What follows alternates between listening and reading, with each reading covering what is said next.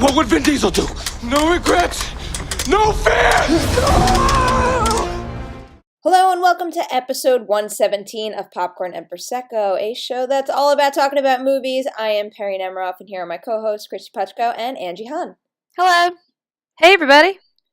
So we have two reviews for you this week. Our hot topic is going to be a short and sweet review of Popstar, and then we're going to jump into our bigger review of Teenage Mutant Ninja Turtles Out of the Shadows. First up, Popstar. Kristy, it's all you. Popstar never stop, never stopping. When it becomes clear that his solo album is a failure, a former boy band member does everything in his power to maintain his celebrity status. So this is also known as the Lonely Island movie because it involves the Lonely Island's Andy Samberg, Akiva Schaffer, and I'm waiting for the page to load. Thank you. I was like, and Jorma Tacome. And they in this one, Andy Samberg plays Connor for real, who, as it said, former boy band member. Now he's kind of like a Dustin Bieber douche. And it's basically they're using that kind of behind the music setup where he's left behind his other two bandmates to become, a bigger star, to explore celebrity culture and kind of parody pop music and fold in a ton of celebrity cameos from music and comedy. And I didn't expect to like this because for me, Lonely Island stuff's really hit and miss. I actually really like their stuff they used to do on their website. They did this like OC parody that I thought was called like The Boo or something that I thought was really funny. But then they were on Saturday Night Live and they had a bunch of songs that I thought were fun. So I wasn't really sure how to come into this. I think Popstar works best when the Lonely Island is parodying songs because they really have a good feel for kind of not just how to write a pop song, but also how pop songs are ridiculous. So, like, for instance, there's a part where they kind of make fun of Macklemore, where Connor for real sings a song that's supposed to be about gay rights, but the whole time he basically keeps making no homo lines, where it's like, I'm super cool with, like, gay people, but I'm totally not cool, or I'm totally not gay, and, like, it's this whole awkward thing. And it's just very funny. Like, they're really good about that. There's another song about calling Mona Lisa a basic bitch, and my I favorite find is like still the one that's the most famous, Humble. Humble. That one is my favorite. Yeah, and it's like those parts are really funny. Where Popstar falls apart for me is as a movie. I'm sorry, we're recording this so late, and I feel like it's super obvious. But where Popstar falls apart for me is where it's actually a movie because like the characters are so barely shaped that I don't care about them. So really it's like if you go in just looking for something funny, that's fine, but if you're actually expecting to go on some kind of journey, that's not really going to happen. I mean, it's basically just a Lonely Island sketch that is stretched to barely feature length. And it actually, given that description, I would have assumed that I would kind of hate it because, like how many SNL movies have we seen that are just like dragged out and padded and we're just like, oh my God, you should have kept this character as like a 4-minute sketch on SNL.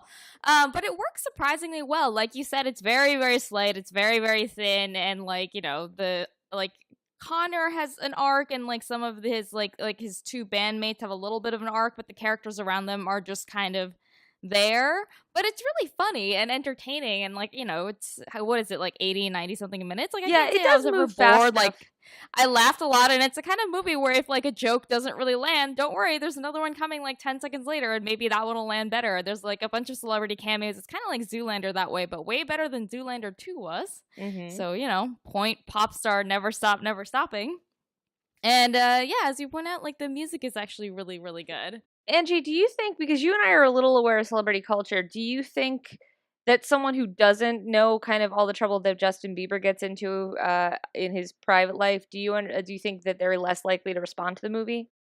I feel like even if you don't really follow celebrity culture, like, knowing that a lot of pop stars get into trouble and that Justin Bieber keeps being on camera for being kind of a jerk, and that Macklemore exists. Like, these are things that you don't really need to, like, follow celebrity culture closely to understand. Like, you know, these are kind of things that you know just from signing onto the internet in the morning or from passing by a supermarket newsstand. So I mean, like, I'm sure that if you know a lot about like you know, I'm not very into music, so there were a couple of musicians I didn't recognize, and I'm sure that if I did, maybe some of those would have been even funnier. But like, I feel like the average American probably has more than a good enough culture grasp of the culture that this is parodying that it shouldn't be a problem. Yeah, I think that's true. So, would you recommend Popstar?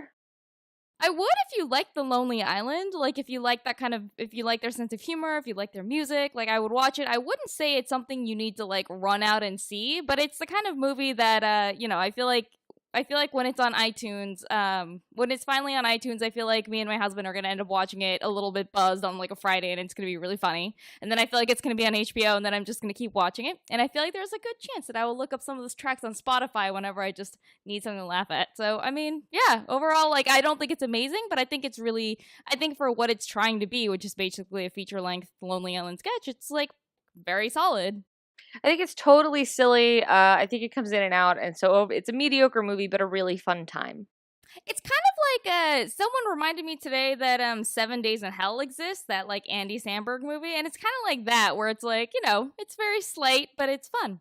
I literally have no idea what that is. It's that like tennis sports documentary parody. Oh, that was on HBO with Kit Harington. Yeah. Right. I didn't get around to watching that because tennis. You should watch it. But yeah, we should move on. Alrighty, so that is Popstar. Now it's on to Teenage Mutant Ninja Turtles Out of the Shadows, and I have that one. As Shredder joins forces with mad scientist Baxter Stockman and henchman Bebop and Rocksteady to take over the world, the Turtles must confront an even greater nemesis, the notorious Krang.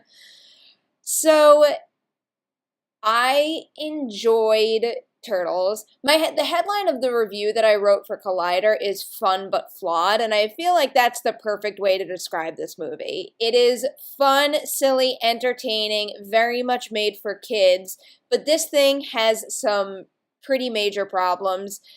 There's a pretty long list of them, but just to start somewhere, one of the biggest problems for me, because it was one of the biggest disappointments, was probably Stephen Amell, because we're gonna have a conversation about really? This. We are going to talk about this. I've been binging Arrow, and I am just infatuated by him. I can watch him do just about anything, and I'm totally cool with it. So you thought. Yeah, so I thought. He's just...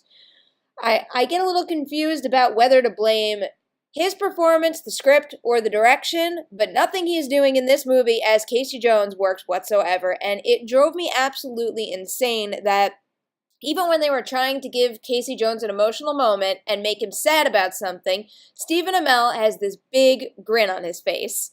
You should not be smiling. It takes away the value of the line of dialogue you are saying. Angie, I'm going to let you get to it in a minute because Angie is having a fit. But I wanted to say I agree with Perri. For me, the problem with this Casey Jones, I don't have a problem that they wanted to shake up the concept, but they like decide to make him like a cop who wants to be a detective in this. And like the whole thing about Casey Jones that I love from the live action movies was that where the Turtles had like an honor code, he was a dangerous kind of fuck up, and it made him really fun and dangerous and interesting, and he was like New York gritty, and there is nothing about this Casey Jones that applies to any of those things. And kind of most frustratingly of all, he feels way more Canadian than a New Yorker, and he's supposed to be a New Yorker. Like if they wanted to make him this like chipper and polite, just make him Canadian. I completely agree with that, but disagree. I loved Stephen Amell's Casey Jones. I know this is an unpopular opinion, but you know what? Earlier this year, I fucking liked Batman v Superman, so I'm just burning it down. But you know, like, you said that you don't have a problem with them shaking up the character, but it honestly sounds like you do, because your problem seems to be that he doesn't resemble the character that you remember for the remotely. Older it's franchise. Like, why call it Casey Jones if all you're gonna do is make him wear rollerblades for 10 seconds? I mean, here I will acknowledge that it's quite possible that one of the reasons I didn't really have a problem with it is because, like, despite the fact that I liked Ninja Turtles a lot as a kid, I weirdly have this blind spot for Casey Jones where I like basically I barely remember who he is. I don't know why that was somehow the one thing I missed about the entire Turtles mythology, but I don't really remember that well, so I don't really have that much invested in this movie.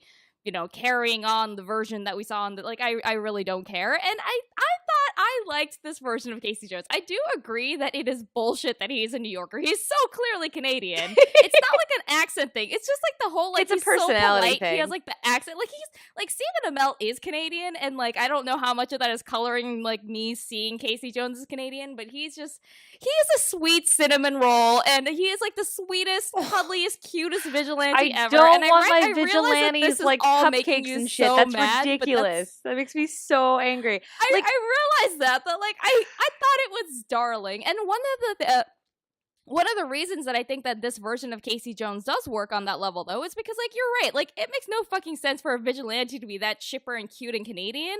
But one of the things that I think this movie does a lot better than the last movie is that this movie knows what it is and who it's aiming for, and it's much more clearly a movie aimed at kids. Yeah. And, like, you know, I'm not saying, like, oh, things should be dumbed down for kids or, like, it's okay if stuff is shitty for kids, but I'm kind of saying that, like, I can see, like, to us adults, it's like, it is, like, this character is kind of ridiculous, but I can kind of see that if I was a small kid watching this, I would love this character. Like, I'd be like, he's so cool and he's so nice and he's, What like, you makes know. him cool, Well, though? before we make this an entire review of Stephen Amell's performance as Casey Jones, speaking to one of the points you just made about why this is so good for kids, but without dumbing it down, a perfect example of that to me is, you know, what the subtitle of the movie is, Out of the Shadows. The movie is about the turtles, some of them want to come out of the shadows and become a part of society, and some don't, and it explores what that would mean for them as heroes and what it would mean for them as brothers, and it's about, you know, tearing them apart, bringing them back together, figuring out their roles in the group. But the whole reason I bring that up is because I think the movie actually does a really good job exploring that in a way that will resonate with adults but still make sense to kids. Well, also, Yeah, I think that it's this very movie much a kid's movie, but it does feel like, I mean, if you're an adult that likes turtles and you're watching this, I thought it was still fun. I do want to say something, like, so Kristy and I did the set visit for this movie, and the title Out of the Shadows is very literal. Like, it is way brighter and daytime way more often in this movie. And during the set visit, they were talking about how one of the reasons that you barely see the turtles and they're always in the dark in the last one is because they didn't have the budget to, like, animate the CG faces. So the title is very literal and very purposeful. Well, I actually really like that in this one we get to see a lot more of the turtles and that we get to know them a lot more as individuals, because I felt in the last one, aside from like Sex Pest Michelangelo, we didn't really get a sense of who they were too much. But in this this one, no jokes about turtle boners, guys. Thank God. Already no turtle boner leaps jokes. And I genuinely bounds. like the performance of the guys who played the turtles. I think that they had a great physicality, and I actually at the press day they let us see some of the behind the scenes footage where you got to see them in the motion capture suits and how that raw footage was translated into a performance of the characters. And that was actually really cool because there's tweaking and stuff. The animators also kind of went with it more.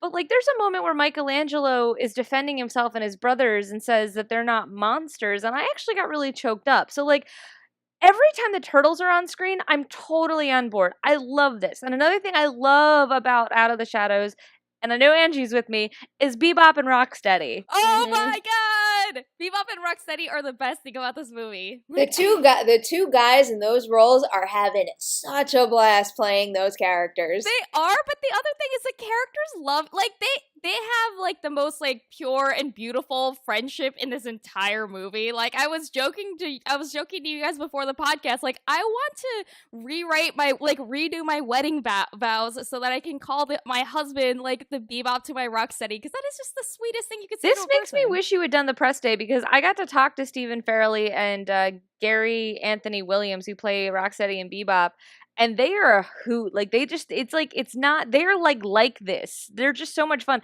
If you watch that interview, it's on Screen Rant.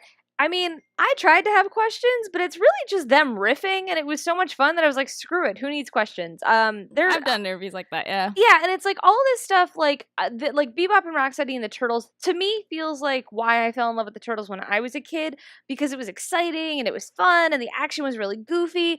But like what lets this movie down to me is the humans. Like I think Casey Jones is a letdown.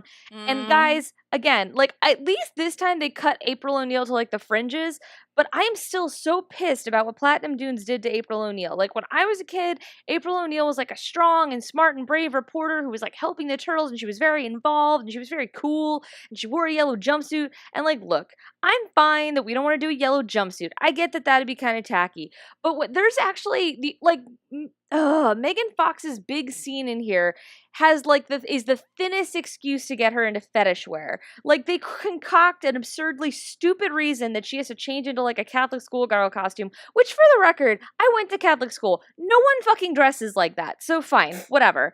But anyway, like, it's just so grotesque. Like, her big slow-mo moment is her knotting her stupid shirt like they did in Jurassic World.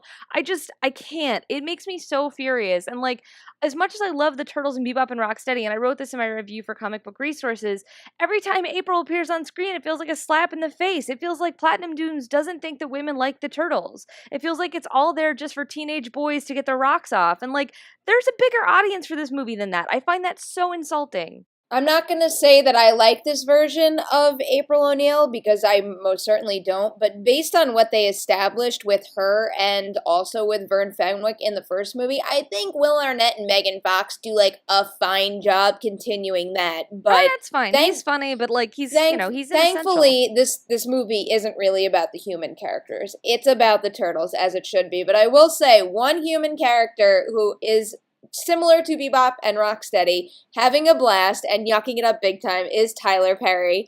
Every time he laughed, I laughed.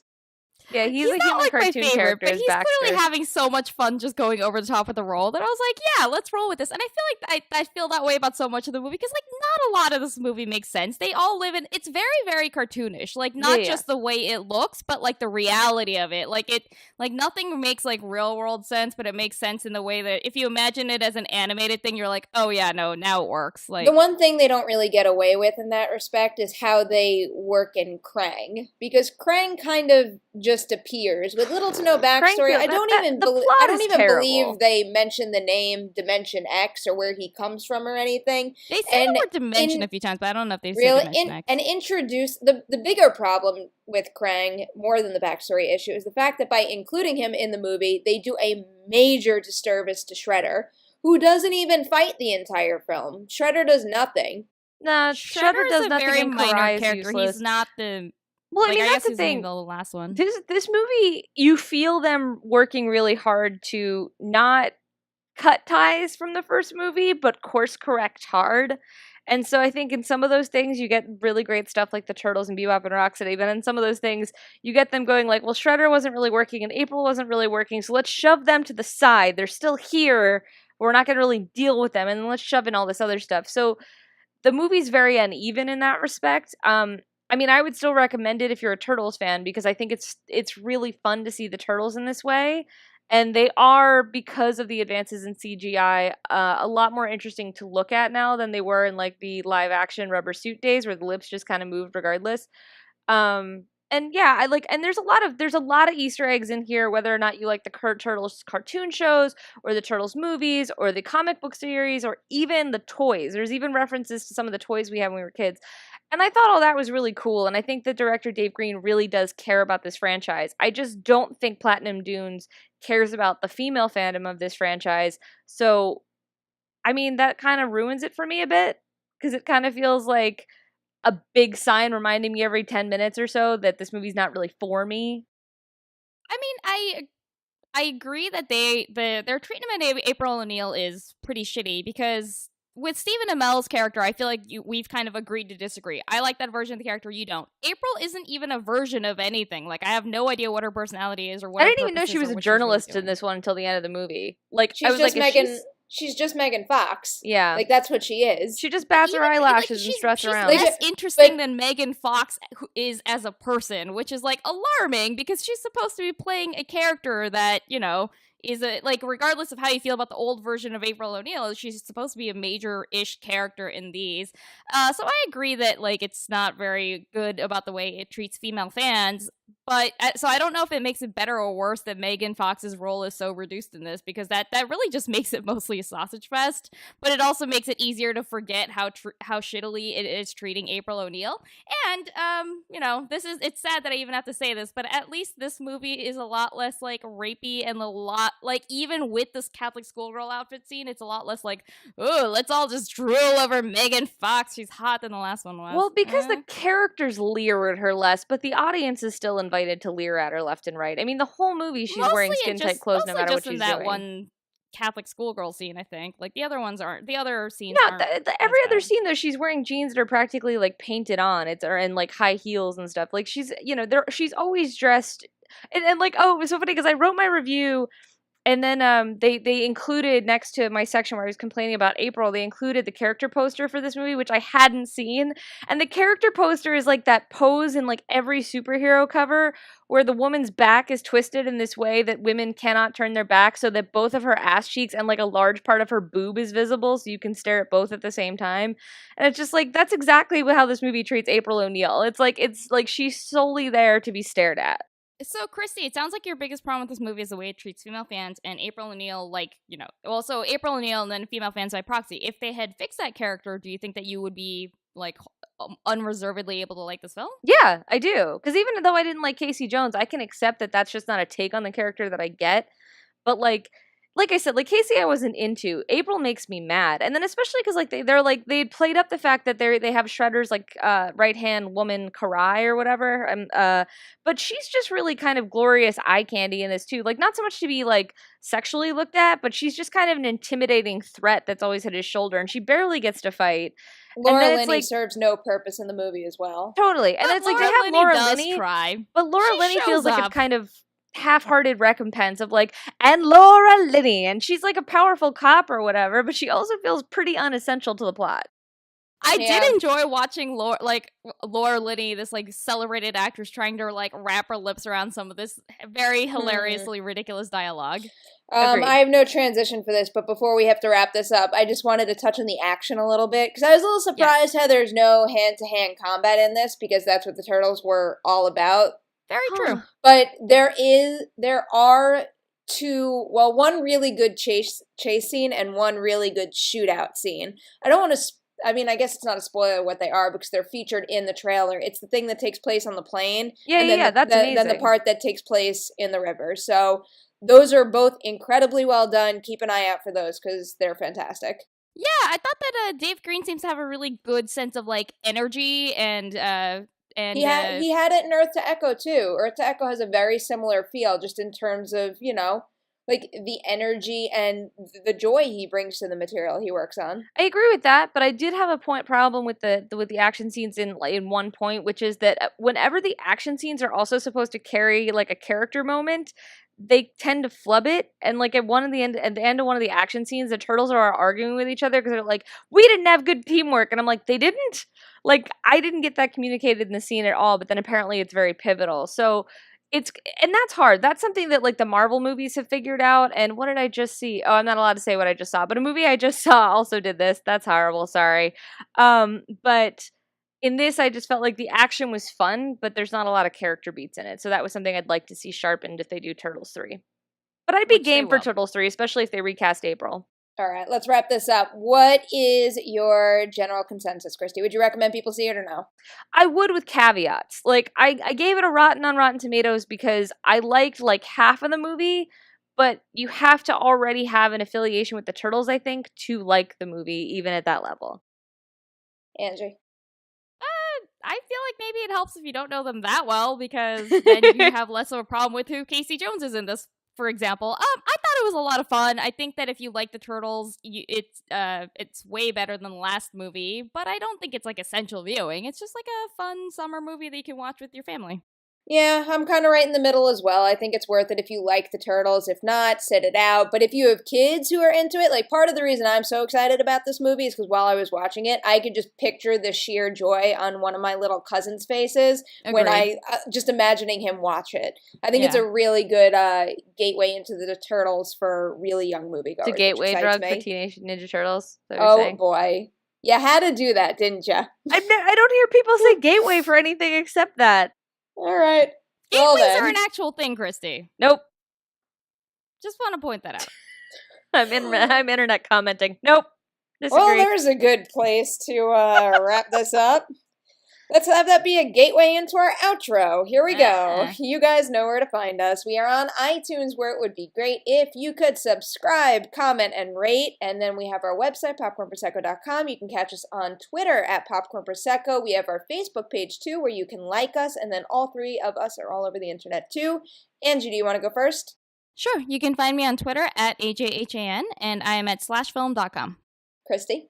You can find me all over the web, but I collect my career highlights at decadentcriminals.com, and you can find me on Twitter at Kristy Puchko. That's KristyPuchko. And you can catch me on Twitter and Instagram at Nemiroff, and I also write for Collider.com. And I'm so not used to this because my outro has changed since joining the video team. So you can also, I guess, find me on the Collider Videos YouTube channel. That is a wrap on episode 117 of Popcorn and Prosecco. Thank you guys so much for listening, and we'll see you next week. Mona Lisa.